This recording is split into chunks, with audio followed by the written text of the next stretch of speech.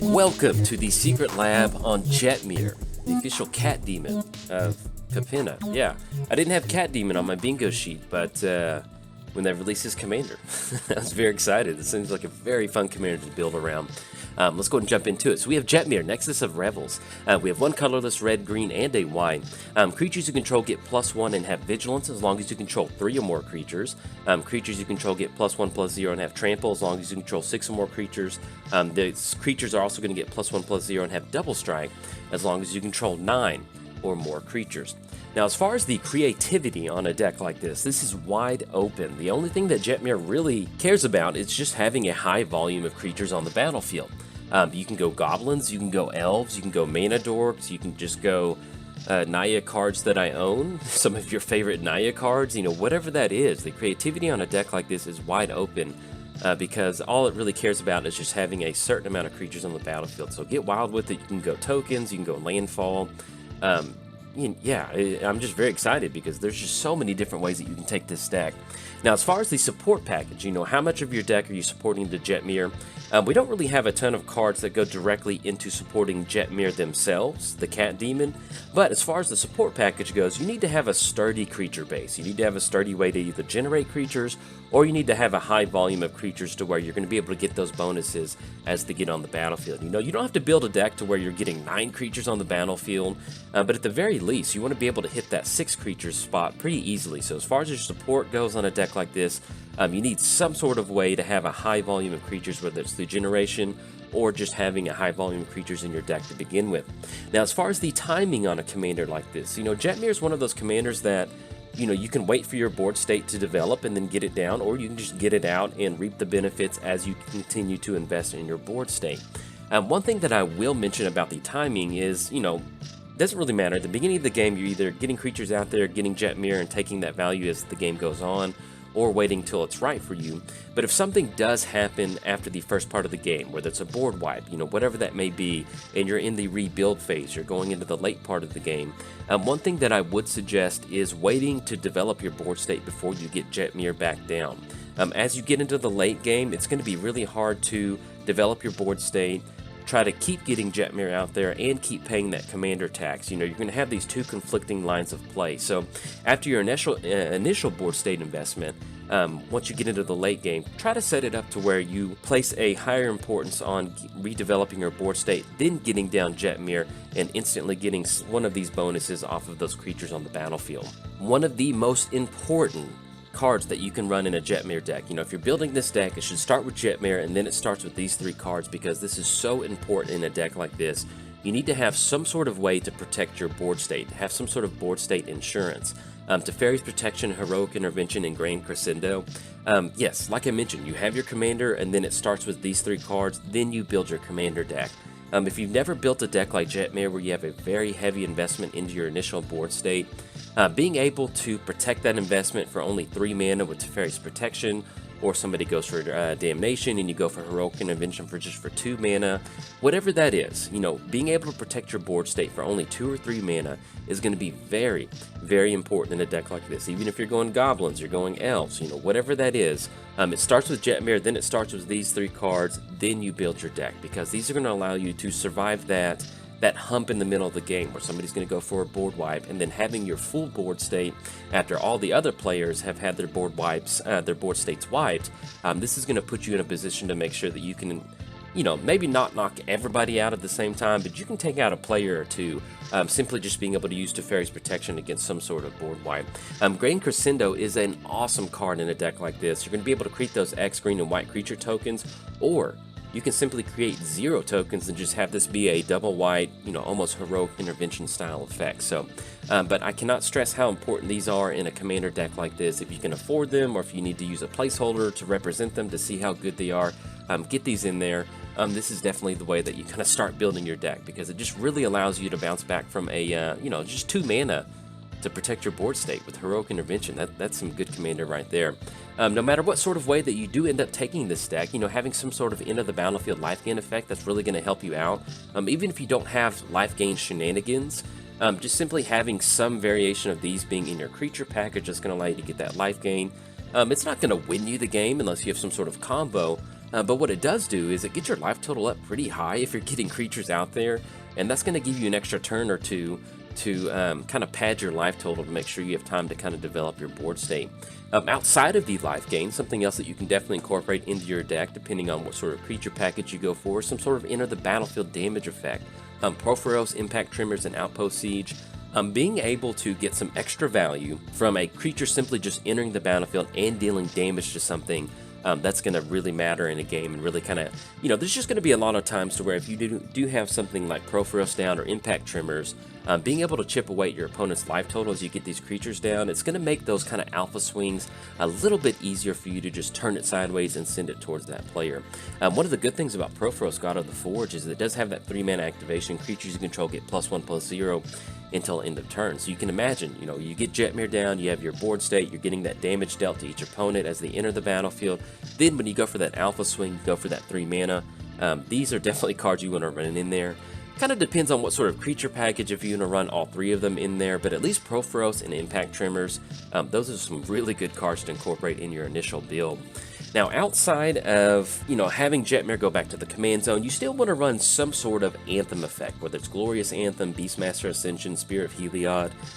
There's a lot of times where if you just get down Glorious Anthem, it gives your creatures +1/+1. That's a very, it's not like a Crater Hoof effect where you have this alpha swing, but being able to buff your creatures, 1 toughness at a time, 1 power at a time, between Glorious Anthem and Spear of Heliod, it just makes it a little bit easier to where, let's say that your commander has been sent back to the command zone, you're trying to get that commander tax dodge, you're trying to have enough mana for that. Being able to kind of almost get the same style effect very cheaply if you're only 3 mana, that is very good. And especially Beastmaster Ascension too. Whenever creature you control attacks, put a quest counter on it, and then as long as there's 7 more quest counters, there's a lot of times where you can get down Beastmaster Ascension, swing in with 7 creatures, get those counters on there, and all of a sudden your creatures have +5/+5. And so it's good, you don't want to run all of these in here, but have some sort of backup game plan to where, if Jetmir gets sent to the command zone 4 or 5 times and it's like 12 mana to get Jetmir down, you want to have something cheaply to kind of buff up your board state. Same thing with Mirari's Wake, Gruul War Chant, and Collective Blessing. Once again, Gruul War Chant's going to give you that +1 and have Menace, and with Menace, in addition to Jetmir's other abilities, that is a very, very threatening board state. Mirari's Wake is going to give you that nice Anthem effect, and at the same time give you some extra mana, which is really going to help you power out those creatures. And then Collective Blessing, just being able to have a static +3/+3, that really does help out. Outside of the kind of static effects, this is definitely a Crater Hoof deck. Get it in there. If you have Crater Hoof, put it in here. There's no better feeling than just trying to go for Jetmir, getting that board state developed, and something happens to Jetmir, and then you've just got enough mana for a Crater Hoof and just slam it down, have fun with it. This is a Crater Hoof deck, so definitely run Crater Hoof in here as an alternative win condition because it's just fun. I have played so many games of Commander, and getting down Crater Hoof and adding up the power and toughness and trample and all, man, it never gets old. It's fun. It's fun for you. It may not be fun for people on the table, but boy, is that fun. Yeah, so get Crater Hoof in here. Outside of that, with Crater Hoof, Crater Hoof's mainly a finisher, so you want to have some sort of extra finisher in the deck. Same thing with Enraged Forerunners and Morag. Whatever that is, you want to have some sort of way that, if we can't get our commander out there, if we rip into one of these in the late game, it makes it easy for us to maybe take out a player or two simply by just getting one of these creatures down, and then maybe we can go back to relying on Jetmir to kind of invest back in the board state. So now that we've kind of covered the baseline good stuff for a deck like this, let's go and talk about different ways that you can take your Jetmir deck. One of the best ways, and one of my favorite ways, and I'm definitely going to take this deck, is running some sort of landfall style deck. If you've never built a landfall deck, something like Scut Swarm and Amara Angel, and Turn Tim Sower, being able to just simply make a land drop, get a creature onto the battlefield, that's really going to pump it up to where Jetmir is going to get out of hand very quickly. And especially if you have it set up as a Land Matters deck, taking advantage of different other style landfall effects, you're going to end up with a board state very quickly, and you're just always going to have those creatures. One of the nice things about a landfall is if you do get hit with a board wipe, let's say that we run into Scut Swarm, we get our commander out there, we start making our land drops, we start making extra land drops, maybe we have some fetch land, something along those lines. Scut Swarm will get you out of a board wipe, problem in a heartbeat. Same thing with Angel, and even with the plant tokens that are 0/1s. Once you get Jetmir onto the battlefield, those 0/1s turn into some pretty good threats. all from simply just making land drops, and that's what makes landfall so much fun in a deck like this. Same thing with retreat, Magi and Feldar retreat. Once again, you want to have a land into the battlefield, you want to get a +1, you need to get some sort of token onto the battlefield. One of the other good things about both of these retreats is that we can get these tokens onto the battlefield, and as we make these land drops, let's say that we're kind of already good and we have a lot of creatures on the battlefield, you can transition retreat and Feldar retreat into buffing up your board state. So we have retreat to Amera, creatures you control get +1/+1 until end of turn, and then same thing, put a +1 counter on each creature you control, they gain vigilance until end of turn with Feldar retreat. So once again, these are going to be things that you can generate creatures on the battlefield. Something happens to Jetmir and you're still making your land drops, you can use both of these retreats to really buff up the board state and really kind of attack your opponent's life total. One of the other things that you can do is, depending on how heavy you want to go into the landfall thing, you have things like Spore Mound, Rampaging Balos, and Zendikard's Royal. Once again, you just want to have some sort of way to generate creatures. Rampaging Baloth, there is no better feeling if you get into the late game, you get down Rampaging Balos, and you start dumping 4/4 beast tokens onto the battlefield. Yes, you're going to have an instant board state very quickly, and just getting free 4/4s, it's hard for a lot of players to deal with that, especially if the resources are really low. One of the other things that makes landfall or a lands matter style deck like this so good is being able to run ways that you can animate your lands. We have Sylvan Awakening. Until your next turn, all lands you control become 2/2 elemental creatures with reach, indestructible, and haste. They're still lands. One of the good things about Sylvan Awakening is, like I mentioned, let's say our board state gets wiped. When you rip into Sylvan Awakening, and let's say all we have is Jetmir out there, you go for Sylvan Awakening, and if this is late in the game, we have a lot of lands on the battlefield, all of a sudden, after you pay for Sylvan Awakening, you're looking at maybe 6, 7, 8, 9, 10 lands, depending on when it's at in the game. You have an instant board state, especially with Jetmir out there, being able to turn those into creatures, so you immediately get all of those 3 bonuses. Same thing with Kamal's Will. You can be able to turn any of your lands into creatures, and then Rude Awakening. The main thing to take away from these, you don't have to run all of these in here, but run one or two, depending on what your build is, because you never know what's going to happen to your board state, and having something that, being able to turn your lands into an instant threat to close the game out, that's going to be one of the best things. So if you're going to run any cards in here, I highly recommend Sylvan Awakening or Rude Awakening, but Sylvan Awakening, just ripping that off the top for 3 mana, having instant board state, yeah, that's definitely a lot of fun. One of the other ways you can take this deck outside of landfall is kind of going in the more of the pure token generation. There's so many different ways. You're you can make a lot of tokens. There's Avenger of Zendikar, which is going to be instant board state.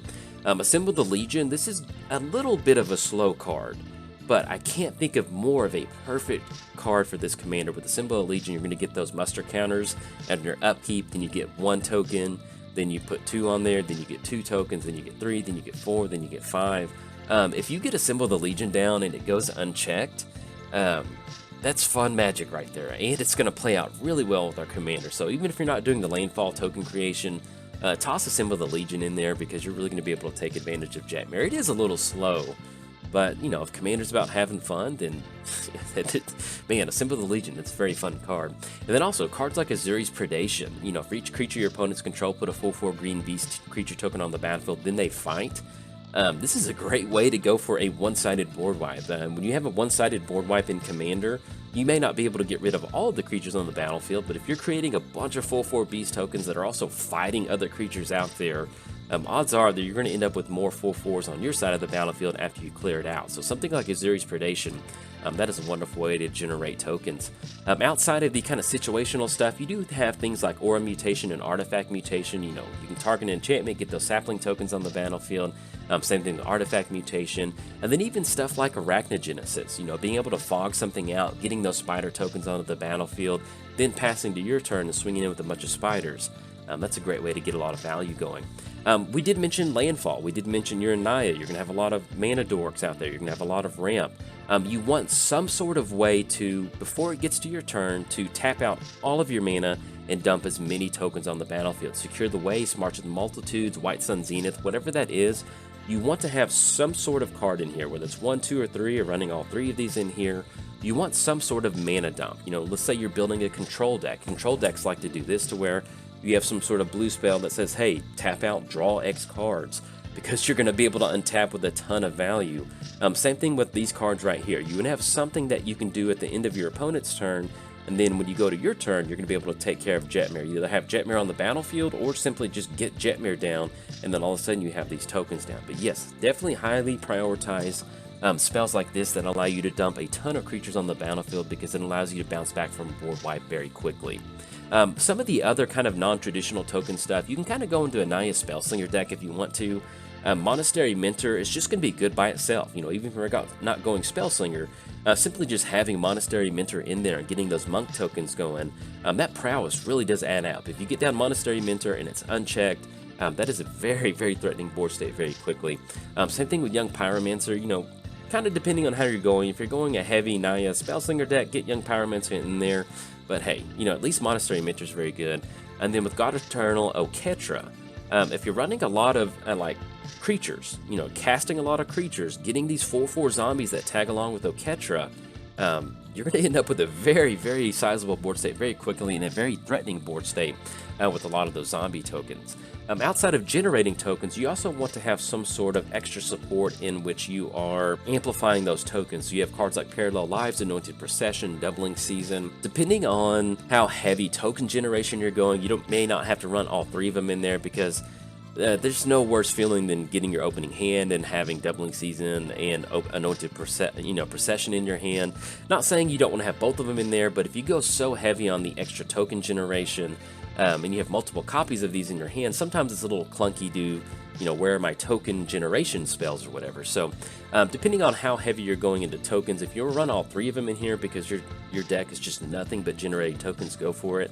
But it wouldn't hurt to at least run 1 or 2 of these in there, because I know some of these cards can be pricey, but having some sort of way to kind of amplify your token generation, that's really going to help you power out that 9 Jetmir clause, which is really going to work out for you. Now, this is a little bit of a, not necessarily a token generation, you know, package, but it is worth noting. If you have Tooth and Nail in here, and you go for Tooth and Nail, and you go for the Entwine ability, going for Ogre Battle Driver and Avenger of Zendikar, this is going to allow you to hopefully close the game out.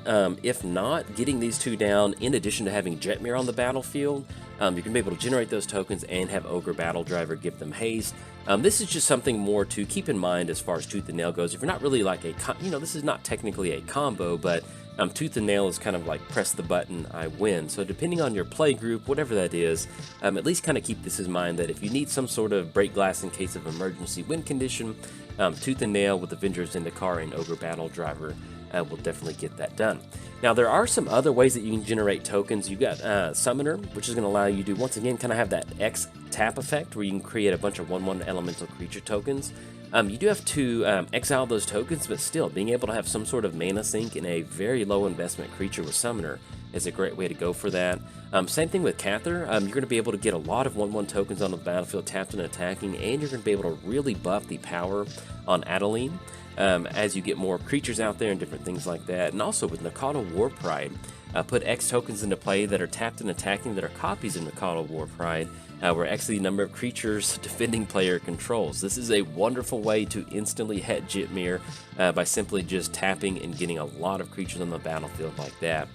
Some other different ways to kind of get the tap and the attack and create effect is going to be Bramaz, Krinko, and War Leader.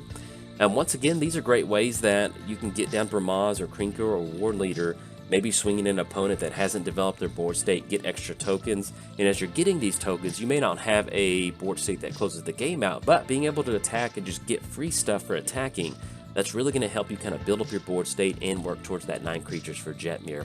Now, one of the ways, you know, outside of token generation, if you want to go for this, you can definitely do this. You can go for an Exert deck, because if you end up getting that Vigilance, you can still exert them without tapping them down unless they specify. And so that's a way for you to exert and kind of keep getting that extra value. At the very least, if you're going to go exert, I would run these 3 exert cards in there. You can, I think there's around 20 to 30 exert cards out there. It is a little clunky if you go full Naya exert, but hey, if that's something that interests you, that deck, you know, building possibility is definitely there. But being able to take advantage of some sort of exert as your creatures have vigilance, that's going to be a great way for that. Outside of the exert thing, like I mentioned at the very beginning of the video, Manadorp Tribal, Birds of Paradise, Avacyn's Pilgrim, Lano War Elves, you don't even have to have some sort of, you know, cohesive theme. You know, just have creatures out there that generate mana. You can just go Naya Mana Dorks, you know, just go through your collection and find them. That's definitely a wonderful way to take this deck. You can also go in some sort of Naya Elf Tribal if you want to. That's going to be one of the best ways to slowly build up the Anthem effects like we talked at the beginning of the video, generate a ton of mana generation, and just have a lot of creatures out there. So you can definitely just go almost mono green elves and have your commander just be a Naya commander and use different things. You know, if you're building a mono green elf deck, you don't have to, you know, when you're building a commander deck that's Naya, there's no rules that says you can go like 90% mono green and then just splash red and white for your commander. You know, you can definitely do that. If you just want to pick up your mono green commander, splash in some colors to make him get down Jetmir and have some fun randomly, hey, go for it. That's one of the fun things about commander. Like I mentioned with the elves, you also can just build a mono red goblin deck if you want to. You got Krinko, you got Grumgully, you got Krinko Mob Boss. You have ways to generate a lot of goblin creatures. You have ways to put +1 counters on them as non-humans enter the battlefield.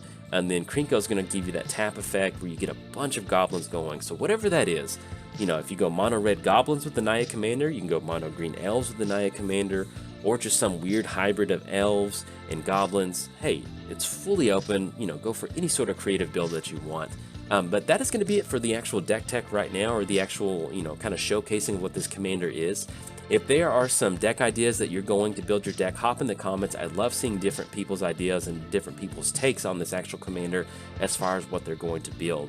But yes, if we're going to wrap this up, one thing that I will highly suggest with Jetmir is invest in board wipe protection. Teferi's protection, Heroic Intervention, and Grand Crescendo. You want to have ways to protect your board state, because what ends up mattering is whether you win or lose, it's how many creatures you have on the battlefield. And being able to invest and protect that is going to be very important. But anyway, that's going to be it for the video. Happy building, and if you enjoyed the video, like and subscribe. Thanks. Bye.